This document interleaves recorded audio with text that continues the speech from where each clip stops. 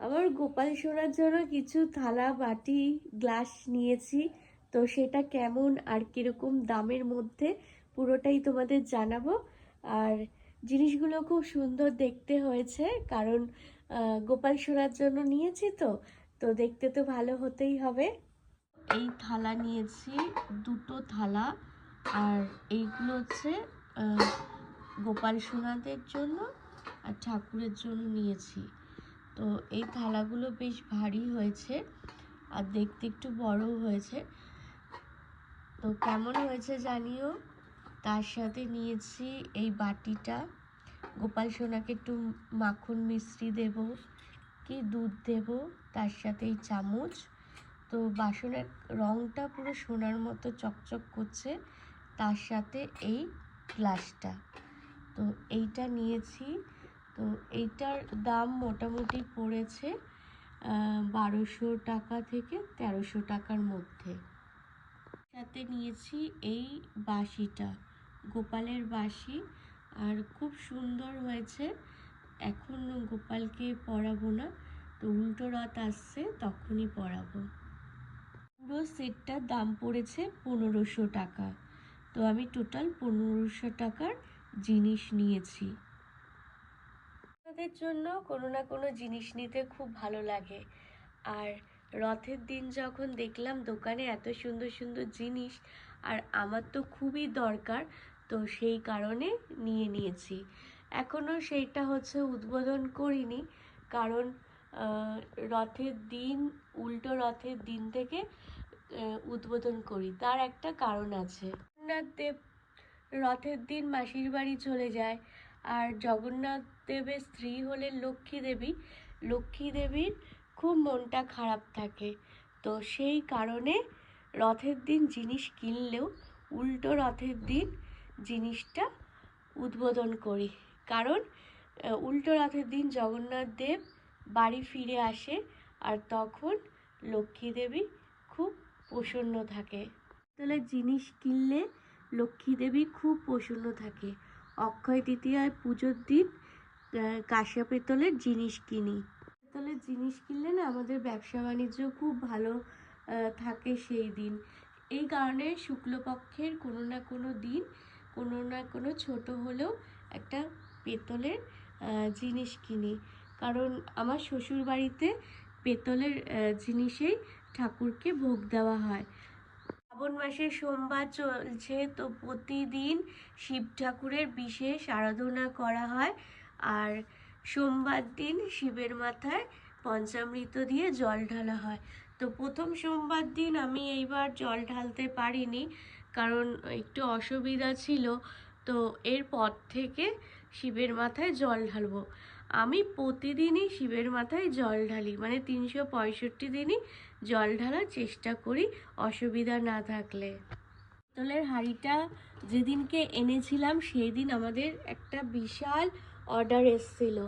তো সেই কারণে আমি বিশ্বাস করি যে পিতলের বাসনপত্র কিনলে লক্ষ্মী দেবী খুব প্রসন্ন থাকে। লক্ষ্মীর ঘরটা দেখছো, এই লক্ষ্মীর ঘটে আমি প্রতিদিন পয়সা ফেলি। ঘরটা অনেক ভারী হয়ে গেছে আর অনেক টাকা হয়ে গেছে।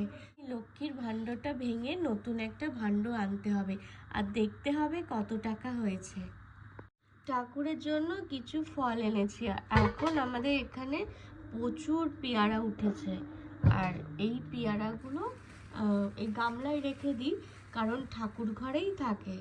কারণ ঠাকুর ঘরে তো এসে পুজো দিতে পারি না, রান্নাবান্নায় ব্যস্ত থাকি। তখন ঠাকুরকে জানাই যে তোমরা এখান থেকে নৈবেদ্য নিয়ে নিও। আমাদের এখানে শুধু মেঘ আর মেঘ, বৃষ্টি আর বৃষ্টি। তো সারাদিনে যে কতবার বৃষ্টি পড়ে তার ঠিক নেই। আর বন্ধুরা, এখন বৃষ্টিতে ভিজতে ভিজতে পরিস্থিতি খারাপ, কারণ জামা কাপড় মেলতে হয়, আর মেলার একটু পরেই বৃষ্টি আসে, তো ভিজে ভিজে সেই জামা কাপড়গুলো তুলতে হয়। এই কারণে প্রচণ্ড ঠান্ডা লেগেছে। তোমরা আমার গলা শুনে বুঝতে পারছো নাকি? বুঝতে পারছি না, কারণ প্রচণ্ডই আমার ঠান্ডা লেগেছে। আর আমার ঠাকুর পুজো হয়ে গেছে সকাল সকাল, কারণ প্রথমে ছেলে মেয়েকে স্কুলে পাঠিয়ে দিয়ে স্নান সেরে পুজো দিয়ে নিই, তারপরে রান্না বান্না করে তো চলো এখন ঠাকুরঘর থেকে নেমে পড়বো, কারণ ঘরে যেতে হবে। আজকে আমাদের নিরামিষ হয়েছে, কারণ আমরা এখন মানে আগে একদিন নিরামিষ খেতাম, এখন 3 দিন তো নিরামিষ হয় আমাদের। তো তার জন্য আজকে বেশি রান্না বান্না নেই। আর এখন ঘরে ঢুকবো, দেখি মিঠি কি করছে, কারণ অনেকক্ষণই আমি ঠাকুর ঘরে বসেছিলাম। ঠিক খেলনা নিয়ে বসেছে এখন। কি হয়েছে? আচ্ছা, হাউস পড়ে গেছে, তুমি তাহলে এখন নতুন করে বানাও। হ্যাঁ, আর এই দেখো এটা কি কালার? Orange colour. মিঠি এখন blue colour, very good. Pink colour, green colour. আচ্ছা ঠিক আছে, নাও এইগুলো এখন মিঠি খেলতে থাকবে। Red colour. আচ্ছা এবারে ও হ্যাঁ হ্যাঁ হ্যাঁ, আচ্ছা ঠিক আছে। এই দেখো খেলনাগুলোর কি পরিস্থিতি, ভাল লাগে। কারণ আগে আমি অনেক দেরি করে রান্না বসাতাম, এখন অনেকটা তাড়াতাড়ি বসিয়ে ফেলি। এই ঘরের একটু কিছু ডেকোরেশন চেঞ্জ করব, কারণ অনেক দিন ধরে একইভাবে আছে। তুমি কালার করবে? মিঠি এখন কালার করবে, ওকে কালার পেন্সিল দিয়ে বসিয়ে রাখলে অনেকক্ষণ বসে থাকে। কাজকর্ম করার পর এখন চলে এসেছি তোমাদের একটা জিনিস দেখাতে। এই যে এইটা আবার নতুন করে অনলাইন থেকে অর্ডার দিয়ে আনিয়েছি। কোথা থেকে আনিয়েছি আর কত দাম পড়েছে সম্পূর্ণটাই তোমাদের জানাবো। এটা দেখে বুঝতেই পারছো, এইটা একটা এই সেলফি স্ট্যান্ড। তো সেলফি স্ট্যান্ডটা বেশ ভালো হয়েছে, তোমরা দেখো। আর অনেকটা পোক্ত। আর এইটার দাম পড়েছে 300 টাকা, হ্যাঁ 300 350 টাকার মধ্যে। আর আর এইটার তো দেখো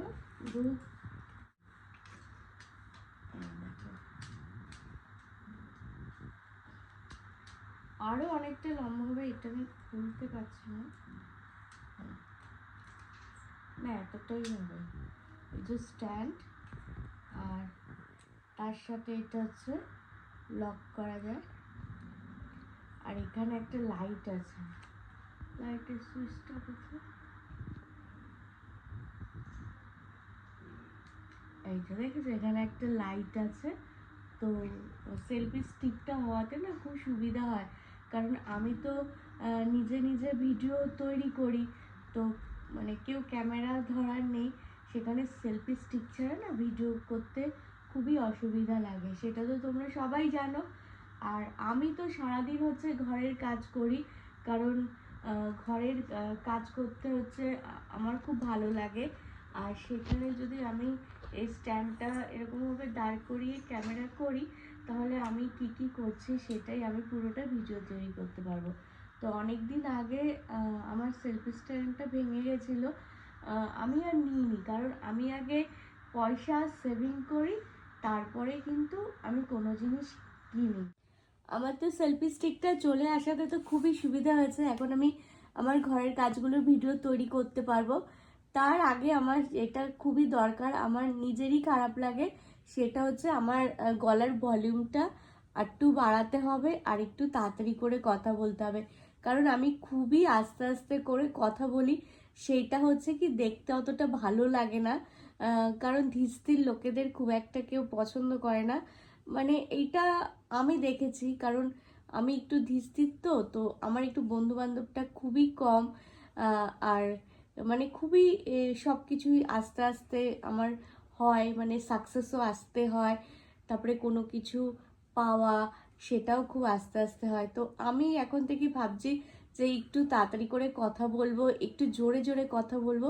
আর এটা কিন্তু একটা অভ্যাসের ব্যাপার, আর এই অভ্যাসটা তৈরি করতে পারলেই আমার মনে হয় যে আমার ভিডিওগুলো একটু ভালো হবে, কারণ আমার আস্তে আস্তে কথা বলার জন্য না মানে ভিডিওতে কোনো এনার্জি খুঁজে পাই না। তো বন্ধুরা, তোমরা আমার পাশে আছো, সাথে আছো, আর নতুন বন্ধু আমার চ্যানেলটা সাবস্ক্রাইব করে এইভাবেই আমার পাশে থাকবে। আর তোমরা লাইক, কমেন্ট আর সাবস্ক্রাইব করবে। তোমরা সবাই খুব ভালো থাকবে।